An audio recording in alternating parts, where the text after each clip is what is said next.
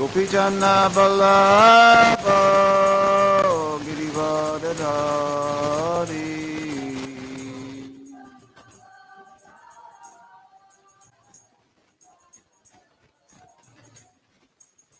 Yashodanandana Pravijanarandana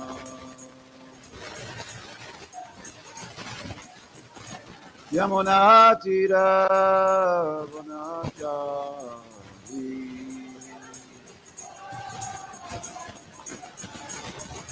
Jaya Radha Madhava Kunja Bihari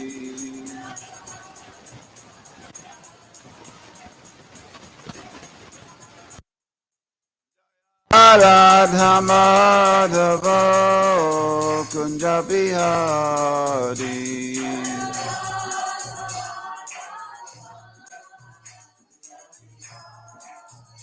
Gopi Jana Ballabha Girivardhari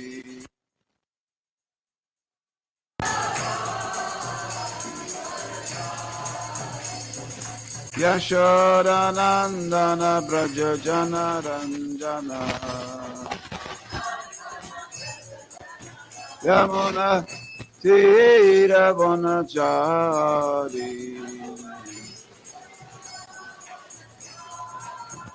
Jaya Radha Madhava Kunja Bihari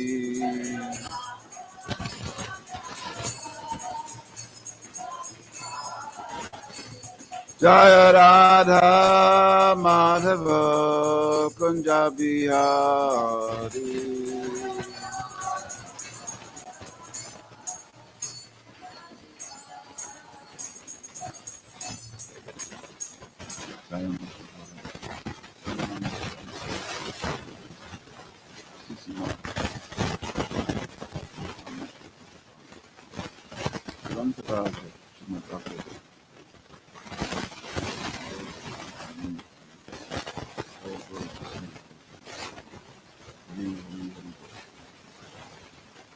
Srila Prabhupada.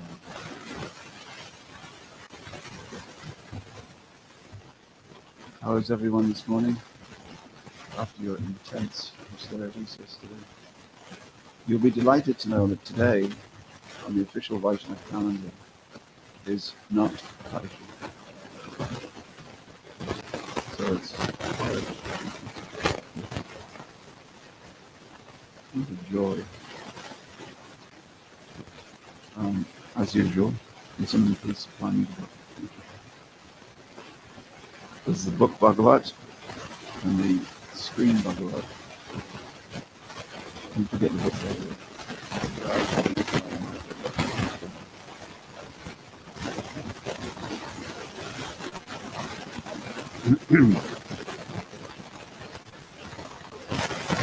Om Namo Bhagavate Vasudevaya.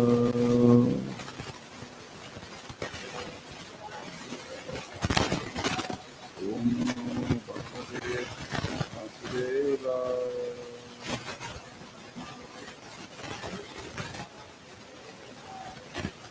Om Namo Bhagavate Vasudevaya.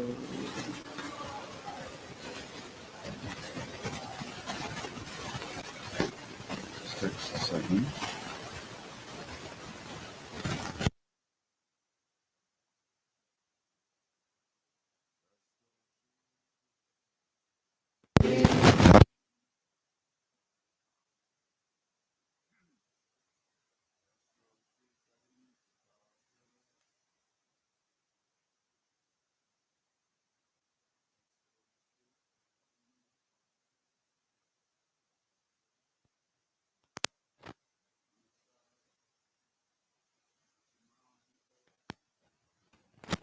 Manasa Susamahita. Manasa Susamahita. Prema Gadgadaya Vacha. Prema Gadgadaya Vacha. Prema Gadgadaya Vacha. Tan Nyasta Hridayekshanaha. Tanyasta Hridayekshanaha. Asto Siddharime Kagra. Manasa Susamahita. Prema Gadgadaya Vacha. Tanyasta Hridayekshanaha. Asto Siddharime Kagra. Manasa Susamahita. Prema Gadgadaya Vacha. Tanyasta Hridayekshana. Gentlemen.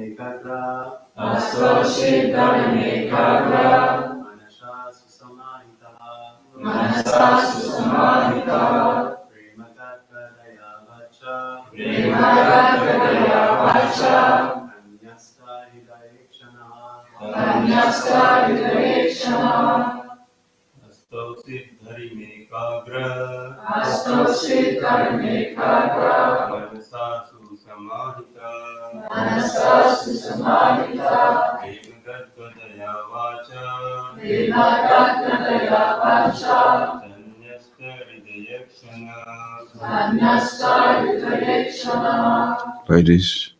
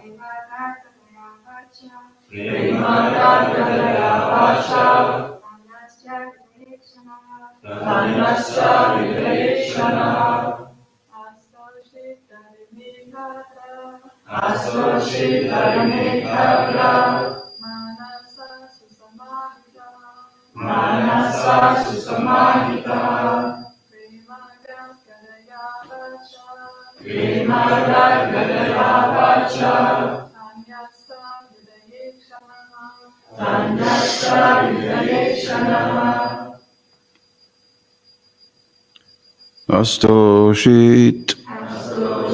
He began to offer prayers. Harim, unto the Supreme Personality of Godhead. Ekagramanasa, the mind being completely fixed upon the lotus feet of the Lord. Susamahita, very attentive, without diversion to any other subject. Prema Gadgadaya, faltering because of feeling transcendental bliss. Vacha, with a voice. Tatnyasta, being fully dedicated to him. Lord Nrsingadev. Hridaya Ikshana, with heart and sight. Prahlad Maharaj fixed his mind and sight upon Lord Nrsingadev with full attention in complete trance. With a fixed mind, he began to offer prayers in love with a faltering voice. Prahlad Maharaj fixed his mind and sight upon Lord Nrsingadev with full attention in complete trance. With a fixed mind, he began to offer prayers in love with a faltering voice. The word susamahita means very attentive or fully fixed. The ability to fix the mind in this way is a result of yoga siddhi, mystic perfection, as it is stated in Srimad Bhagvatam, 12th canto, 13th chapter, first verse. Jnana vastita tatgatena manasa pashanti yang yogina. One attains yogic perfection when he is freed from all material diversions and his mind is fixed upon the lotus feet of the Lord. This is called samadhi, or trance. Prahlad Maharaj attained that stage beyond the senses. Because he was engaged in service, he felt transcendently situated, and naturally his mind and attention became saturated in transcendence. In that condition, he began to offer his prayers as follows. Very nice. Om Jnana Timirandasya Gyananjana Shalakaya Chakshur Umilitam Jena Tasmai Shri Gurave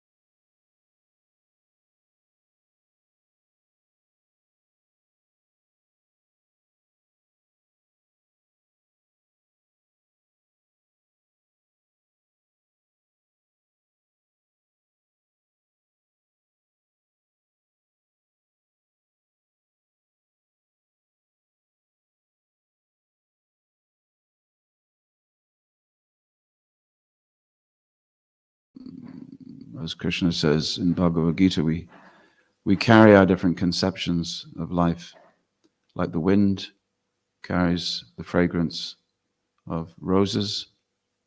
So it is rose-flavored wind. You smell the breeze, very nice. And then it goes over a dump of stool. Some very bad toilets at Glastonbury, and you can smell them from half a mile. The wind is pure, but it's just carrying the fragrance to you. So similarly, the mind, in that we're carrying our conceptions, carrying conceptions. And one of the reasons that the boys shave their heads and they wear strange clothing, these dhotis are very strange clothing, and we denature our masculine tendencies by the body just needs to be warm and covered. That is all. It needs to be done in such a way as to cover the body with the least expense. So these dhotis come straight from the loom, straight from the weavers. They're not cut. They're not made into cool trousers or, hey, look at me, I've got rips in my dhoti. Well, I do actually. The latest dhoti fashions, rips in the knees. We don't do that. Simplicity. Because the tendency is that the mind is connected to the body, and the body's wishes are expressed through clothing. So therefore clothing is reduced like that. But in these climates, we see that we need a bit more. We need a bit more for decency, but we also need a bit more for keeping warm. So these techniques, they're just techniques. Is it really necessary to shave your head to become a devotee? No. Because otherwise all you four would not be devotees, right? Unless I said, now the rule is you all have to shave your heads today. What would you do?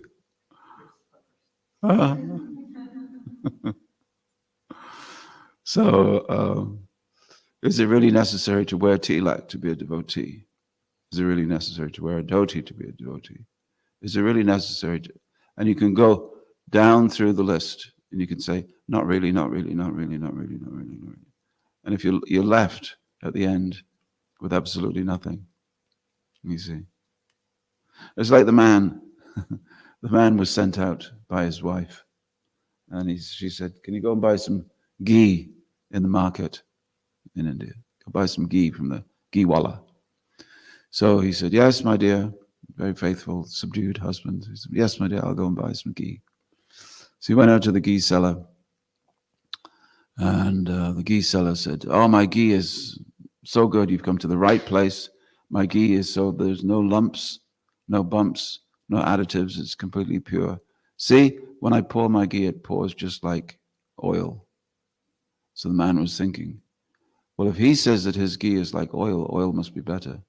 So he went to the oil seller, and the oil seller said, see, when I pour, there's nothing added to my oil. It's just pure. So when I pour the oil, it just pours just like water, see? So the man, he went and bought some water. He went up to his wife, and she took the rolling pin from her chapatis, and she said, you fool, Dummkopf, you fool, get out of here. I send you just to buy some ghee, and you don't know these things. So it is possible through mental speculation to say, this is what you should do, and then say, but perhaps this is better. But yes, but this is better. And end up with something that shouldn't produce, you can't cook with water. I think you'll find you can't fry pakoras in water. Can you, Ishan? No, it doesn't work. You get something soggy but not very tasty. So the point is, speculation causes us to denature spiritual instruction. So we add our own speculation to spiritual instruction. Shave your head. Shave your head. Okay. Yes, but okay, all right, we'll let you get away with that one. Tilak. Yes, but okay, this clothing, yes, but so then the diet, yeah, but I need, whatever. So in this way, it's possible to go through the list and say, yes, but I have something better, and to remove all the elements. Now, all the elements in themselves, each one may not be that important, but when you add them up, is crucially important. You understand? So all the elements of devotional service are listed by our saint from yesterday, Srila Rupa Goswami. He lists 64. And all these elements are listed, and it's important. Oh, shining brahmachari. Hare Krishna. Hare Krishna. So it's all these, you could say each and every one individually are not very important.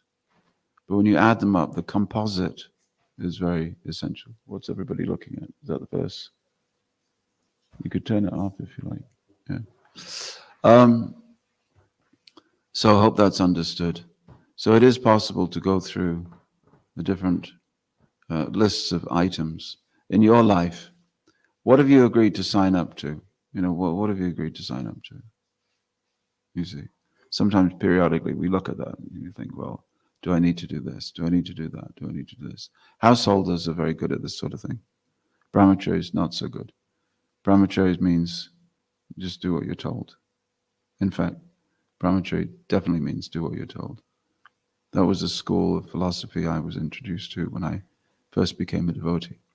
Brahmacharis just do what you're told. Why? Because you're humble servant of the spiritual master in the ashram. Just do what you're told. Householders, who's going to tell you what to do? You're sort of, well, you get the general guru's instructions, but householder can't go to his guru every morning and say, Maharaj, Guru Maharaj, should I join this company or that company? Should I try to get promotion or should I, how can you do that? So householder tendency is to make one's own decisions. And therein lies the problem. Because if you're not a pure devotee, you'll make decisions that favor your ability. There's two things you can do. Either you can perform devotional service that is comfortable for you, or you can, well, three actually. Either you can not do it, you can do the bit that's comfortable, or you can stretch yourself to do more. And that's the difficulty for householders in our movement, because they're constantly, in one sense, their mind is their guru. And the mind is telling them, you don't have to do this, you don't have to do that. You don't have to do this, you don't have to do that. And if you go down the list, it is possible to take everything away. But I must say that you'll end up with nothing. Like the man who went to buy ghee in the marketplace, and he ended up with water. You see? He speculated. He received the instructions, speculated. And so what is the general rule for the yogi? Well, we know the general rule for the yogi. Patanjali Muni writes in his Yoga Sutra.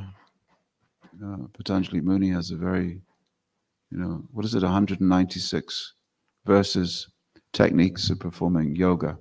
This is the standard yoga practice. Interestingly enough, if you do read the Yoga Sutras by Patanjali, which I recommend that you do, it's a good read. It's only 200 verses.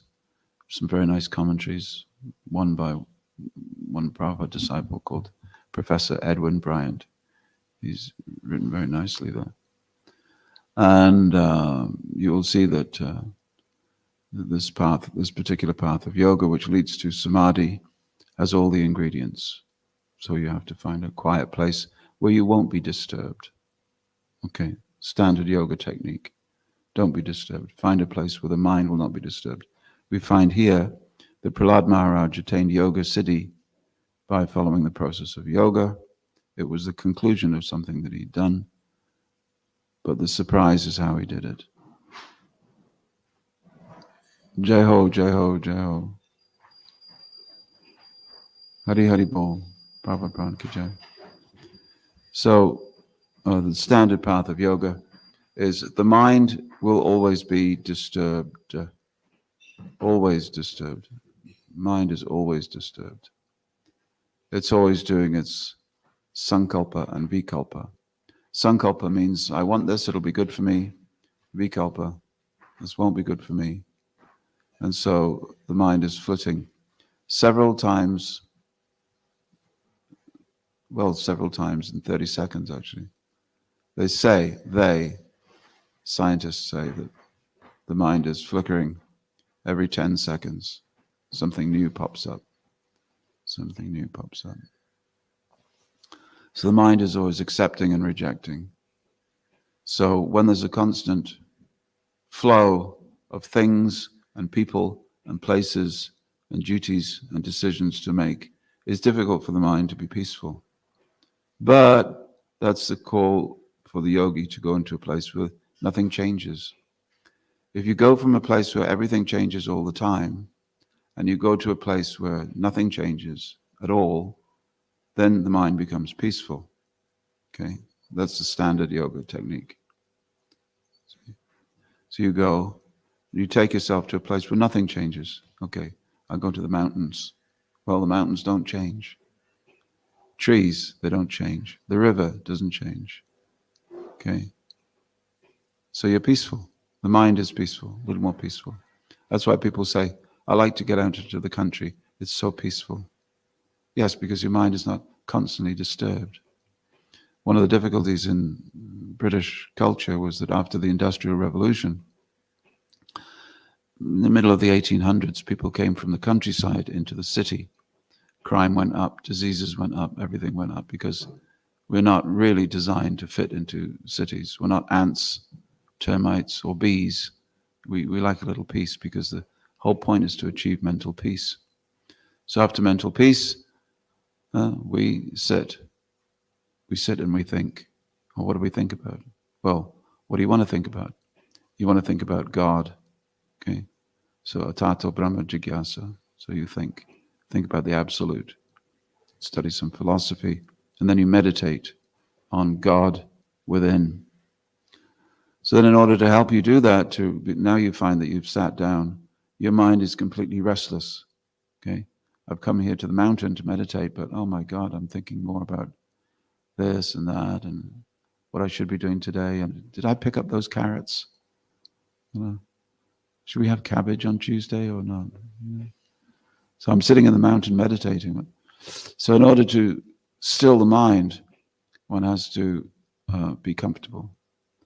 And in order to sit comfortably for a long time so that the mind can be peaceful, we adopt different poses so that the body doesn't disintegrate.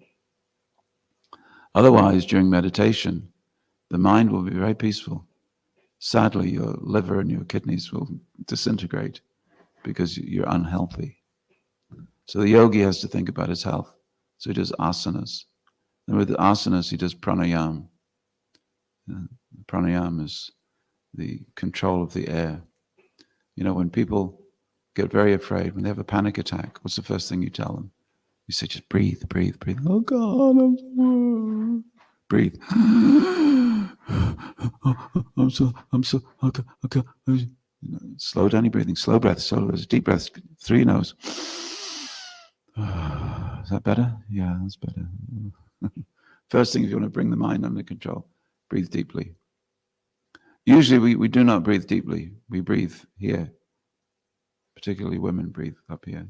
Okay. But if you start breathing in your stomach. So you got your pranayama. Then pratyahara, the senses turning inward. Then you hold dharana, dhyan, dharana. Then comes samadhi at the end. So this is standard yoga practice. Standard yoga practice for the Vaishnava is slightly different. However, we have to go through all the same stages, albeit our techniques are slightly different. So in this process, our process is the recitation of the Hare Krishna mantra. But we still chant our rounds in a peaceful place, don't we? It's still our preparation, still peaceful. When I was a book distributor, about 6 lifetimes ago, sometimes we used to, in order to control our mind, we would go to the shopping center before anybody arrived, sort of 5, 6 o'clock in the morning. And one thing I used to do is that I used to walk around the shopping center chanting japa, forming a line, an imaginary line. And I wouldn't go beyond that line. That was the area of sacrifice, making a sacrificial arena. This is where I was going to distribute books. If I crossed that line, whoa, my mind would be. So I chanted within that line.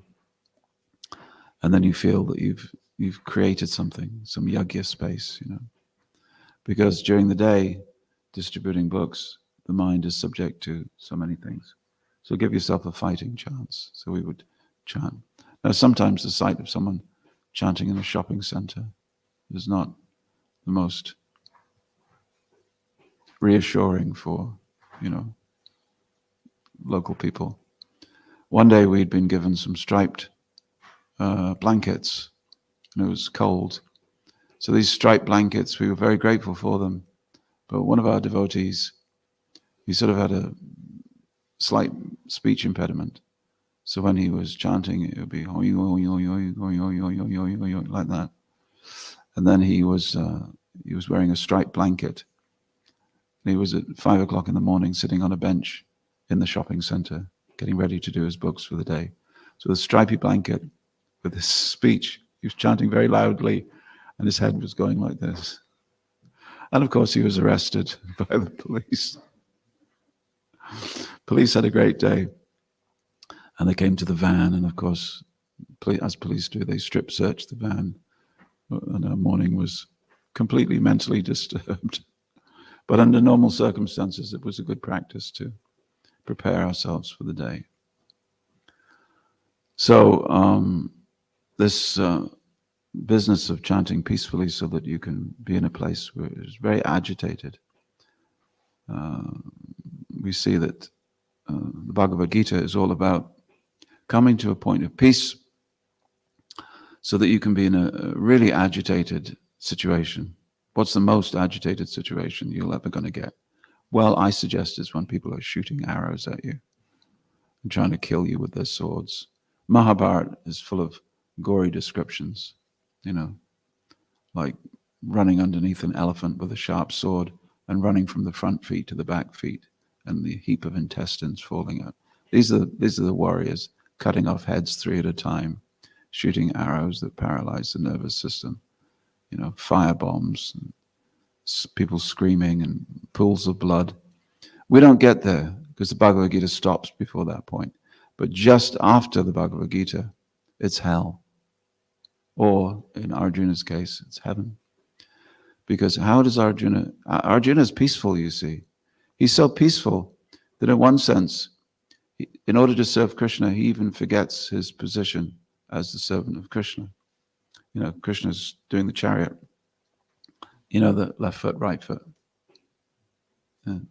Arjuna's steering the chariot, not by verbal command, because what can you say when everybody's shouting and screaming? Elephants are dying. So you tap Krishna on the shoulder, left foot, right foot, go right, go left. And Krishna accepts this because he's put Arjuna in a position as his captain. And Krishna has taken the humble position as the driver because he wants it to happen. He wants this battle to happen. So I would suggest that there's no more shocking situation to be in. And I've talked to soldiers, from Iraq and Afghanistan, and they tell me, they're happy to receive a Bhagavad Gita because they know what a lot of other people don't know, that, war really focuses your mind. You can be paralyzed with fear. But then you have to break out of that paralysis in order to do the duty that you came there to do. Otherwise, you can't fight. So the other situation where Krishna has to enter in, let me see. Well, when Dhruva Maharaj was practicing yoga, then in later life he got a chance to fight these the Tibetan mystics, these yakshas. But he, in his yoga of fighting, was disturbed. Do you remember?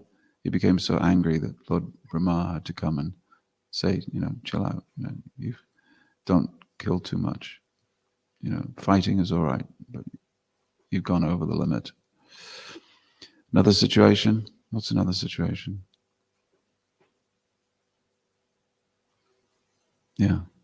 When Jeremy was coming over stakes, saves time. Yeah. Yes. Yes. So even in your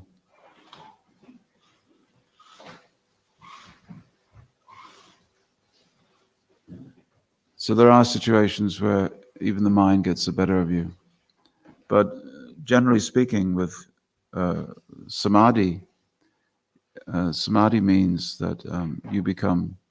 There's a oneness between you and the object of your meditation. For the impersonalist, it's entering into the simple platform of eternity. But for the devotee like Prahlad Maharaj, it's entering into full communion with the Lord, so much so that his voice stutters. He can't find his voice. So our yoga technique, and we do the breathing, we do the breathing. Interestingly, when we do Mangalati is a great breathing preparation for chanting japa. We wake up during Mangalati. Although we think it's prayer and it's singing to the guru, etc., like that, and greeting the deities. There's a very skillful yoga technique woven into that. Slow movement, singing, particular way. That melody that we sing for Mangalati is a specific melody to encourage the mode of goodness to wake up from sleep. Prabhupada said it is the most mode of goodness melody, and that's why we don't sing any other melody for Mangalati. You never say, someone even dares to sing another melody for Mangalati. Hey, what are you doing? What are you doing? That's not the melody. But in other circumstances, when you're going on Harinam and you choose a different melody, like Amrita Gopal, he had a bouncy melody this morning for Guru Puja, not for the actual song, that was the same tune, the Hare Krishna mantra. No one would say, you can't sing Hare Krishna in that tune. It's only 7:30. But Mangalati, that's special. So that prepares us for the japa. And everything that we do at that point prepares us. So japa is our yoga meditation. And samadhi, we also find that samadhi comes at the same time. Have you ever had one of those experiences where I won't say you become one with your japa, but really your mental disturbances disappear and you come to a higher plane in your japa and it just falls out of your mouth. The rounds just fall out of your mouth. Occasionally, I remember devotees would start dancing during japa. Do you ever have that? They would start dancing. It was so into their rounds. Hare Krishna, because of the Hare Krishna, Hare Krishna, Hare Krishna, Krishna Krishna, Hare Hare. And it was genuine. Yes, we had sahajas back in those days too, but this was genuine. And they were really, really absorbed. See, there's only two things, as I said yesterday. There's samavesh, which is absorption into the mantra, or there's vikshepa, distraction. There's only two mental phases. So what we hear in this verse is that by his yoga powers, which were resulted in direct darshan of Lord Nrsimhadev, Prahlad Maharaj entered into that space known as samadhi. And it's not unknown for devotees to glimpse samadhi. What to speak of glimpsing samadhi during japa, during book distribution, also devotees glimpse samadhi, isn't it? When you're distributing books and you're really trying hard, you may enter into a samadhi. Not that you fall chattering on the ground, but that you enter into the spirit. There was one lady who was, she was well known for being able to communicate with a stranger when she was out selling books. And it had reached the point where it was something mystical. She was, what was her name? Was it Mulla Prakriti? One of the airport book distributors, and she would approach someone and she would know. She said, well, I seem to come on a different plane. I seem on a different plane. And the super soul in his heart tells the super soul in my heart what he does for a living. And so they watched her one time because they said that how is this possible that she could do that? And as they were watching her, she walked up to a man at the airport, just a man in a suit with a briefcase. And she said, "How was the tile convention? How was the tile convention?" He said, "Oh, great. Were you there?" He said, "Well, I'm here right now, but I seem to remember you from somewhere. Anyway, take a book." He said, "Who is this person?" And she would do that several times in an hour. She'd be able to guess the person's or names. "Hi, Steve." "Oh, hi." You enter into a sacred space where there's connectivity.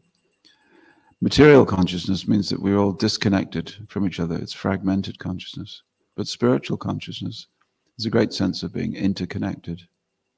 One time Prabhupada said, "Bring me the phone." They brought him the phone. Very unusual for Prabhupada to make a phone call. So they brought him the phone. Or we went to a room. And he said, "Telephone number of this devotee." And he said, "How are you?" "Well, I'm all right, Srila Prabhupada. They fixed the leg. She'd broken her leg." Super Soul had told Prabhupada that she'd broken her leg. So bring me the phone. He rang. That's connected. So on a higher plane, Krishna connects us to everyone else. Therefore, Prabhupada said, after you did the Hare Krishna mantra and it became famous all over England, he said, if you in 18 days you could have conquered the country if you knew what to do. See, how is it that Prabhupada basically spread Krishna consciousness through every continent in the world? How is that possible? He met just the right people at just the right time. It's uncanny, isn't it? Uncanny. Just crossing Red Square when he met the one person that would take Krishna consciousness all over Russia. Yeah. And one time Prabhupada said, "Well, my Guru Maharaj is sending all of you to me." One devotee questioned that. He said, "Well, Prabhupada, before we met you, we were leading very ugra karma lives." So Prabhupada said, "Yes, but when I called you, you came. When I called you, you came." So what is our yajna? Normally a yajna is, what is it? Offering the outgoing breath into the ingoing breath. Great fasting. Yajna must always be there. Tapa must always be there. Sacrifice and austerity. But the path of a devotee, the path given by Chaitanya Mahaprabhu for Kali Yuga, is the Sankirtan. So, have we done the 7 flames of the Sankirtan? Done that? 7 flames of the Sankirtan. So Lord Chaitanya's first verse, where he talks about the philosophy of Krishna consciousness, is sometimes said to be the first of the 7 flames. A yajna is said to have 7 flames, 7 forms of Agni that burn in the fire when you're doing an ordinary yajna. So you could say, different philosophers have said that this is the 7 flames of the Sankirtan mission. Chaito Darpana Marjanam. This yajna cleanses the mirror of the heart of all the dust accumulated for years. Bhava Maha Davagni Nirvapanam extinguishes the great forest fire. We may talk about forest fires here, but we perhaps don't get to experience them. One community of our devotees practically has lost everything because of a great forest fire in Canada, and just came in, swept through and around the community, burned some things, went away again, came back in, went away again, came back in. And 2-3 houses were burned, but more importantly, the water processing plant was burned and the different peripheral equipment was burned. So I was in Spain one time and we were just about to give a talk for the Sunday feast, full temple room, and someone came in and said, "Forest fire, forest fire." We looked up in the distance and there was the forest fire coming this way. And so in places where there are such fires, people panic. Luckily, the fire was put out. But the whole of the material world is a forest fire. And we are panicking trying to get out. And as we said in the Bhagvatam, it says a man tries to get out of that forest fire and he runs towards a river and he dives in the river because he's already on fire. His back is already on fire. He dives into the river. He finds that the river is only a few inches deep. He said in Kali Yuga, you will try to escape the forest fire of samsara, but you'll be misguided by people whose knowledge is only a little bit deep like that. So the Sankirtan mission puts that out, the chanting of Hare Krishna. Shreya Kairava Chandrika Vitaranam, the soul begins to bloom. Vidyavadu Jivanam, true knowledge develops. Anandam Buddhidivardhanam, the soul is plunged into an ocean of bliss. Sarvatma Snapanam, everything about you becomes purified. And number 7, Param Vijayate Shri Krishna Sankirtanam, the entire world becomes blessed. Any questions?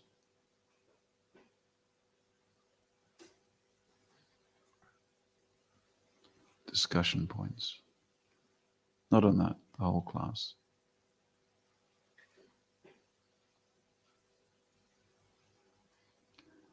Yes.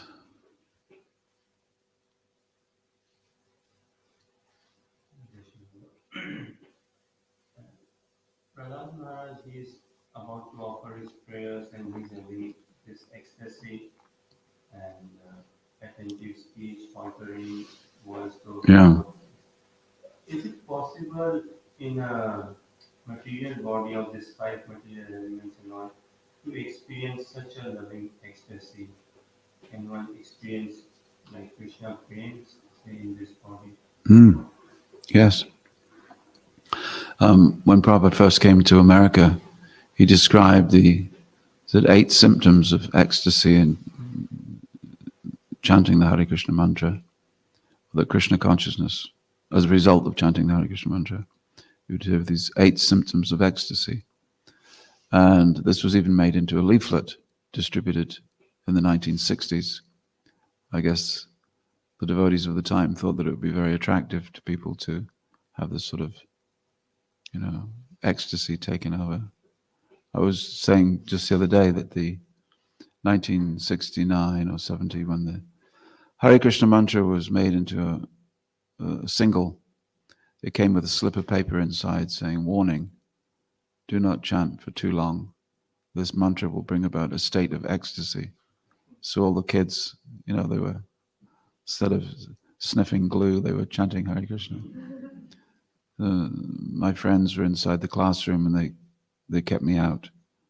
And I said, what were you doing in the classroom? They said, we were chanting Hare Krishna. We were all 13, 14. I said, well, did it work? They said, no. I said, well, how long did you chant for? He said, well, we chanted for at least 2 minutes. Anyway, the point is that there were 8 symptoms Prabhupada described, such as becoming stunned, faltering voice, going pale, perspiring, horripilation, goosebumps on the skin, being stunned, falling unconscious, laughing, crying. And he said, but all 8 symptoms may not be present simultaneously. They may not all come at first. This is held out as a sort of, feature. One thing I will say is that these experiences must be there in order for you to progress to the next stage. You must experience something. Otherwise, the chanting of Hare Krishna can be mechanical, ritualistic, and boring. And why would anyone continue if there was nothing experienced? So, the first symptom, I'm struggling to find a quote, but the first symptom is pleasure in the chanting of Krishna's name, that you like to do it. And if you like to do it, then you have to make a mental computation where that pleasure is coming from. Because as Prabhupada said, if you simply say, Mr. John, Mr. John, Mr. John, Mr. John. Will that give you any pleasure? We were on Harinam down Oxford Street many years ago, in the days when the Evening Standard newspaper, London's evening newspaper, was sold. You would have to call out the product, Evening Standard, Evening Standard. And there was a man who'd been there. He was an old bloke, flat cap, toothy grin. And he'd been there ever since, he'd been there for 30 years, selling the Evening Standard every evening. The repetition of Evening and Standard did not give him any bliss.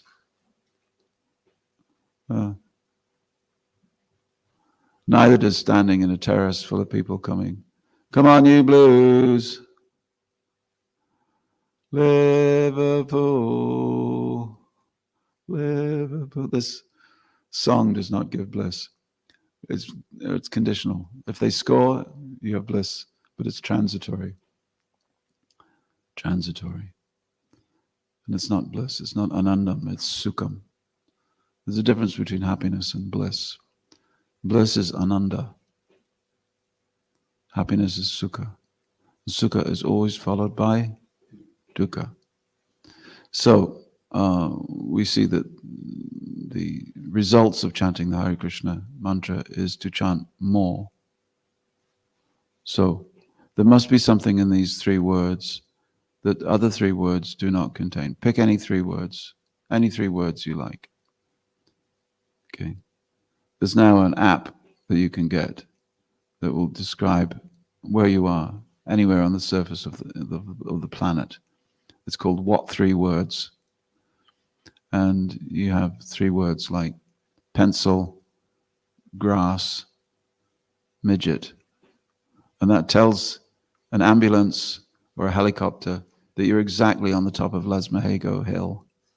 So it's called What 3 Words? Wherever you are in the world, there will be 3 words that pinpoint your position. Very helpful if you get lost. And you've got a phone. And it's charged. And you've got the app. And the person looking for you has got the app as well. Very sophisticated. So what 3 words? So any of those 3 words, I challenge you that any of those 3 words from anywhere in the world, you chant them and you either become bored, mad, or delusional. But so why is it that the chanting of the Hare Krishna mantra, which is just 3 words, Hare Krishna and Rama, why does it produce different symptoms consistently in all kinds of people? Therefore, you must agree that logically there must be some. So one devotee once went to the leader of a particular religious group in India. It's an impersonal group. It was actually the Shankaracharya, Mayavad. And he said to him, he said, we seek your blessings for, spreading the Hare Krishna mantra all over the world. He said, yes, you've done very well. He said, you've spread this Sanatan Dharma all over the world, very successful. He said, yes, Swamiji, it's due to the power of the Hare Krishna Maha Mantra. He said, yes, but I have another understanding. He said, when you chant Hare Krishna, there's a gap in between those 2 words. The gap in between those words is silent. So actually, it's the silence between the gaps in the words that have given you the power of your meditation. You're meditating on silence. I mean, crazy. Anything then give credit to the power of the Maha Mantra. Just recently I was, Janavi did a concert and Radhika Ranjan. 750 people came, paid £50 a time. £50 a time, £50 a ticket to come to a kirtan. And these people were sort of, you could see by their dress, well-heeled people. They were chanting and dancing, very, very happy. So it is something I would say for everybody. if I'd not seen that with my eyes, I would have thought that chanting the Hare Krishna mantra. You see, for us, chanting the Hare Krishna mantra is something that goes along with ashram life, living in an ashram. Or it goes along with being a certain type of person at the end of their tether, or a certain type of age, or a certain type of inclination. But now we are seeing many, many people come forward. They want the Hare Krishna mantra packaged in a different way. They want it to look either sophisticated, or they want to be able to pay for it, so to give it value, which we're quite happy. I went to a concert by a lady called Deva Premal. Deva Premal and her husband Mitten, very successful, go all over the world, especially in Germany. They live in Germany. They are Germans. So this was in a big Union Chapel in Islington. 850 people. 850 people. And I was thinking, how do they get so many people just to come and chant? And then she started playing the harmonium. And you know what she sang? Jaya Radha Madhava Kunja Bihari. And you know what happened? 850 people joined in. And I thought, what? You can't sing that song. That's our song. You've stolen that song. Unfortunately, Prabhupada said, you cannot copyright the Sankirtan movement. So she was singing that song. Everybody was in it. It was like a football crowd. They were thundering out their response. And I thought, even the devotees don't do that. And these people paid. They paid to come and chant Hare Krishna in a big hall. So when we saw that, we thought, we have to do that. So now we chant Hare Krishna and people pay. Certainly solves some of the problems of life. We had one Scottish devotee. Do you remember Vishnu Smaranam? And he was a good man, but he saw the Janmashtami, the stream of traffic coming for Janmashtami, big Krishna festival at Bhaktivedanta Manor, and he thought so many cars, and they're all parking at the manor. So he stood in the road and charged them all 50p to park at them. Unfortunately, when the management found out, they said, no, that's not quite the spirit of living in the ashram. Point is, yes, you can be destroyed by selling the Maha Mantra. You can be destroyed by giving Bhagavatam class for money. That's true. And there are many cautionary notes on that. You can also be destroyed by singing for money. But there's a difference between singing for money and charging for a ticket to come and take part in a kirtan experience. What is the difference? Well, because Prabhupada has talked about both. When Prabhupada wanted something called the World Sankirtan Party, he said you can go and you can sell tickets and people will come to the concert. See? On other occasions, he said the Bhagavatam reciters, they're simply speaking the Bhagavatam for some money. The question is the motivation. If you're doing it for Chaitanya Mahaprabhu, if you're not doing it for Chaitanya Mahaprabhu, or if you're doing one for Lord Chaitanya, one for me, one for Lord Chaitanya, one for me, then that will lead to your infamy. But if you're doing it purely for spreading the Sankirtan mission, then you will be successful. We do book distribution for money, don't we? You could say. We do book distribution for money. There is a connection between the books we distribute. We never say the word sell, but that's what we're doing. There's a connection between that and maintaining. And Prabhupada said that was fine. Prabhupada said also that we could raise funds through selling incense. He said, it was my idea, spiritual sky incense. He said, I saw that the Ramakrishna mission was doing it and I thought that our own movement could do it, selling incense. Then, of course, the householders got hold of it and it became a separate company and no longer funded the BBT.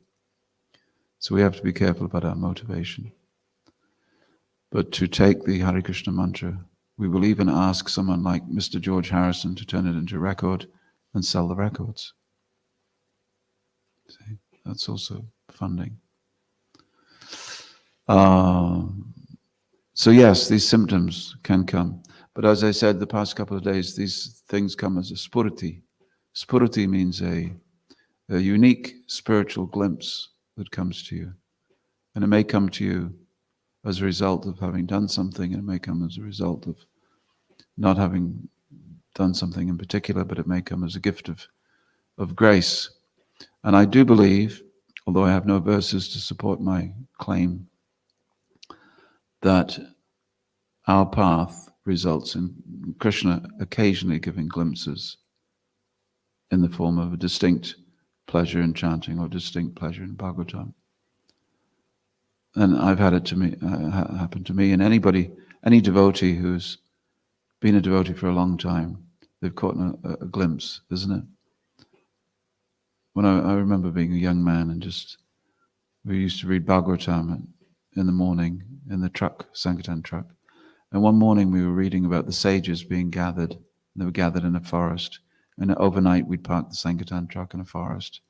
And it was like we were not reading a book, but we'd stepped through a door into an alternative universe in which we were also with those sages in that forest.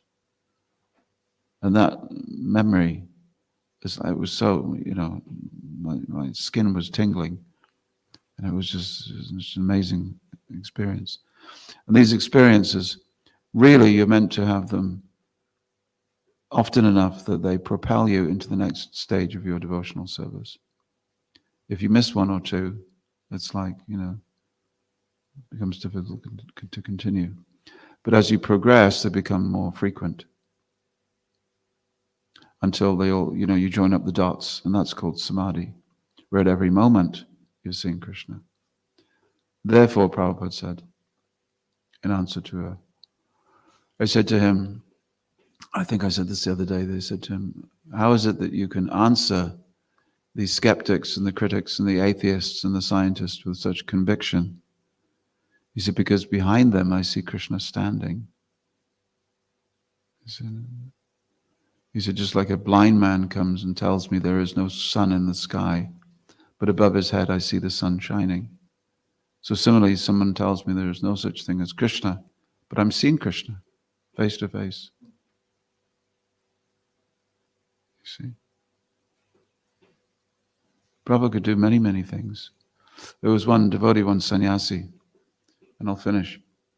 The sannyasi, he was Prabhupada's secretary, and he was traveling with him. And Prabhupada had a way of flowing his verses, so that it was possible at times to predict what verse Prabhupada was going to say next. So then the sannyasi was going to say, and he was sitting at Prabhupada's feet. Prabhupada was giving the class. And he said, in his mind was ticking like this. He said, okay, now he's going to mention this verse. And Prabhupada said that verse. Now he's going to say this verse. He said that verse. Now he's going to mention this verse. And he said that verse. And then Prabhupada looked at him and he said, what are you doing? He said, now you think you know everything? He said, why are you reading my mind? Why are you reading my mind? Stop it. Okay. Was that your hand at Akshita, or was it just you just scratching your chin? Do you agree with me? Because you're a grand old man of Sankirtan, aren't you? Sankirtan Samadhi, is it a thing? Yeah. Because there's a common kind of religious group that the groups in this kind get stuck in and out of the visit, go in and they never come out the other end. And I wondered, is that the only stage in the stages of practicing sadhana that it is possible to get stuck in, whereas you were saying these experiences propel you forward, so Yeah. Yeah. And it's like you're just treading water and you're pushing through it again anywhere. It's true.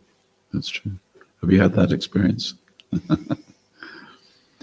Sometimes when we list the 9 stages from Shraddha to Prema, The Anartha-nivritti just seems to be one of those stages, and it's just one of the 9.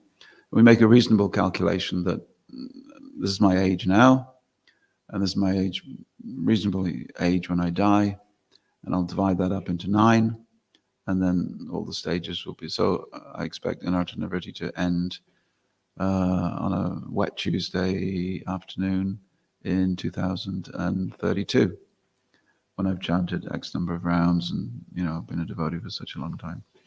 However, if we look, we will see that Shraddha is quite a short thing, and Sadhu Sangha is a constant.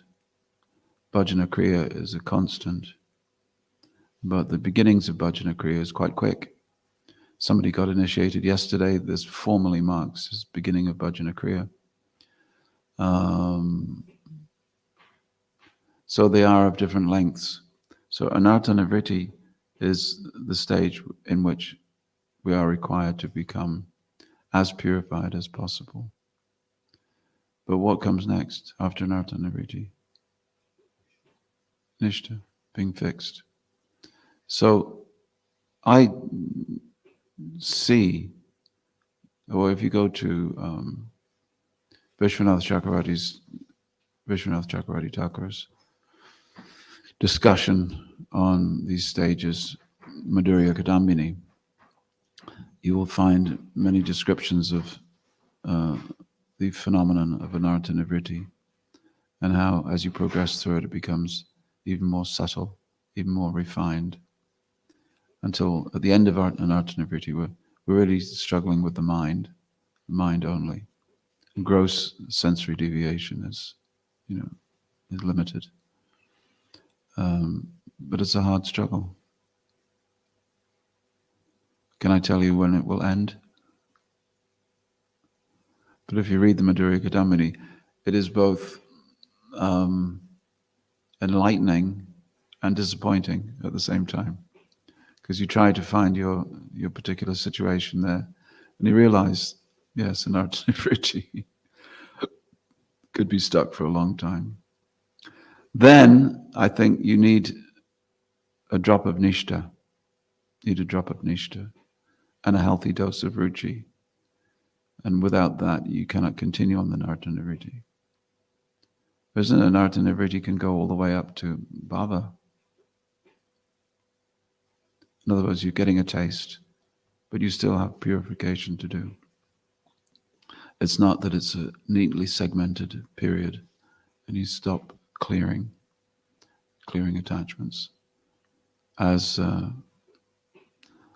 Bharat Maharaj found out, and he purified his life to an extreme point of purity, and then at the very last moment there's never a point at which we can give up the urgent need to become purified from our, not just desires from this lifetime, but the shadows of the last lifetimes. Now, our last life casts a real shadow over this one. Sometimes we wonder why a devotee left Srila Prabhupada's service and got into some other kind of Vaishnava practice or spiritual teaching, and it happens quite often, doesn't it? Now, after 50 years of our movement, we're seeing that devotees come to ISKCON, because ISKCON's really the only show in town. There are many other groups and subgroups, but ISKCON is really the only show. We're the only ones that really go out and meet people everywhere, every day. So what we do, we're like a giant hoover. ISKCON is the giant hoover, giant vacuum cleaner that sucks people in. They come into our ashrams, we train them a little bit, and then their last life takes over. And their last life they lived at Radhakund, or the last life they were, a Hindu grandmother, and it begins to assert an influence on their life. We don't see those shadows because you think, every influence is from this life. There was one devotee who went from ISKCON to another Gaudiya group, another Gaudiya group to another group, another group to another guru within the same group. not mentioning any names. And then he came to Tibetan Buddhism, then he took up Zen Buddhism, then he took up paganism, then now he's nothing. So this is as Prabhupada calls the chariot of the mind. The chariot of the mind will take you away if you don't adhere strictly to that anartha nivritti stage. Tendency in anartha nivritti stage is that you don't see the last life as an anartha, but it casts its shadow in the form of your predilection for different types of practices, your assumptions of that different things are true, and your relegation of other things that Prabhupada said to be sort of irrelevant things. And this picking and choosing, this buffet table, turning Prabhupada's instructions into a buffet table. I'll have a little bit of that, yeah, some biscuits, a couple of olives. No, I don't like that. No, I don't have any cheese. No, a couple of tomatoes. It's a smorgasbord. I'll make it my plate. But the other things that Prabhupada said, we have to know what they are. That's the first thing. You have to know what the great Guru said. Otherwise, you'll get left with your mind, and your mind will be your Guru. So in the 11th canto, Srimad Bhagvatam, Krishna says, the first stage in coming to Krishna consciousness is that your mind is your Guru, because the mind says, something is wrong in this world. I must seek out spiritual truth. The second stage is that the entire universe begins pouring in ideas, hence the 24 gurus. The third stage is that you have an actual, all the ideas are sunk into one person, one guru. And then you listen to that person. But quite often we relegate the instructions. Our mind is a filter that says, that's a very important instruction, I'll take that one from Prabhupada. That one that he said is not very important. What we've begun to notice in different parts of the world, again I mentioned no names or geographies, that people are taking some things that Prabhupada said and completely leaving aside others which would weigh up those statements. And therefore we're seeing the beginning of different mini sampradayas, all based on what Prabhupada said, but none of them balanced. Therefore we say that there's power in numbers. So when seeking spiritual enlightenment, the ISKCON movement usually have a binding together of these different people that when they discuss together, you can get a balanced picture. But anyway, the point is that the mind tends to relegate some instructions to being less important. Yeah. Prabhupada was in New York and he gave an instruction. He said, so, Kadasi means feasting. He said, we control the tongue by feasting on Mahaprasadam. All the devotees went, Jai Srila Prabhupada. He flew to Los Angeles the next day. He said, so we control, the next Bhagavatam verse, so we control the tongue by fasting, restricting the tongue. Tongue wants to eat anything. We control the tongue by fasting. A devotee who was in New York and he came to Los Angeles, he said, any questions, Prabhupada? Yesterday you said we control the tongue by feasting.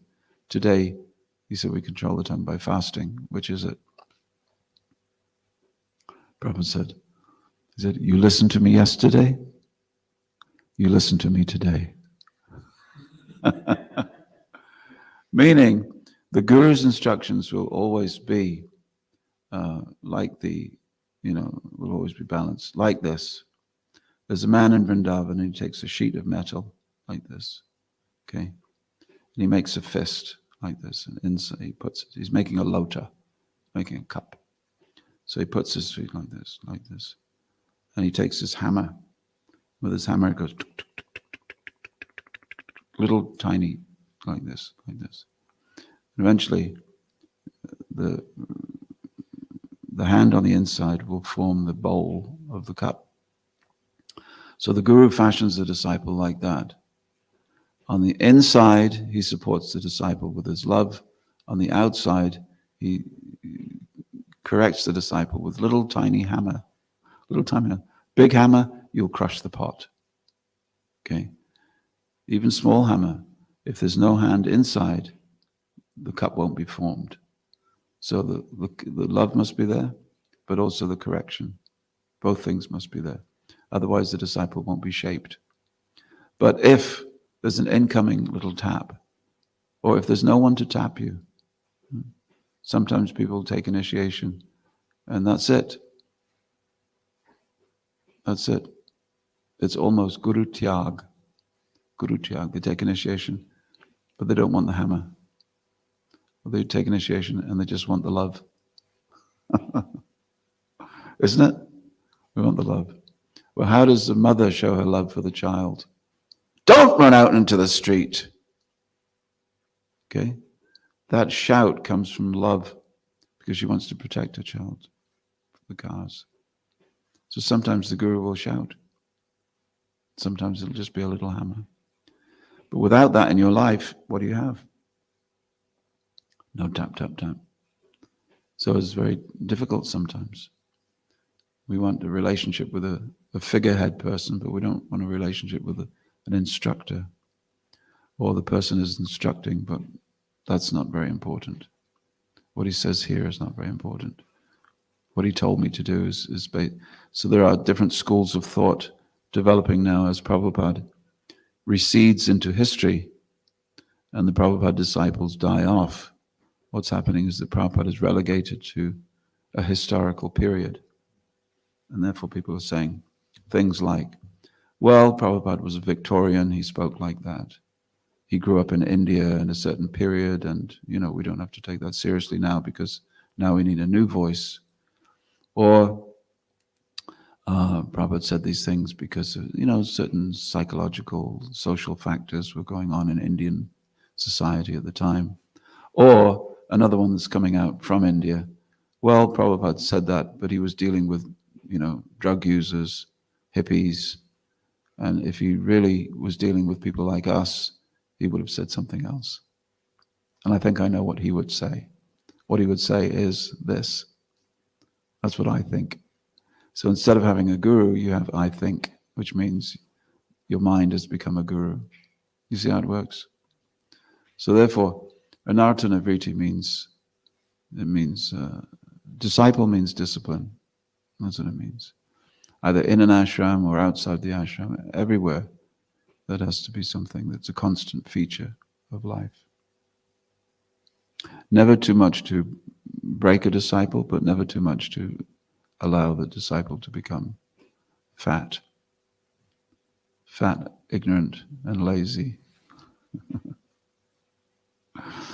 Prabhupada said, my Guru Maharaj did not like fat sannyasis, did not like fat disciples.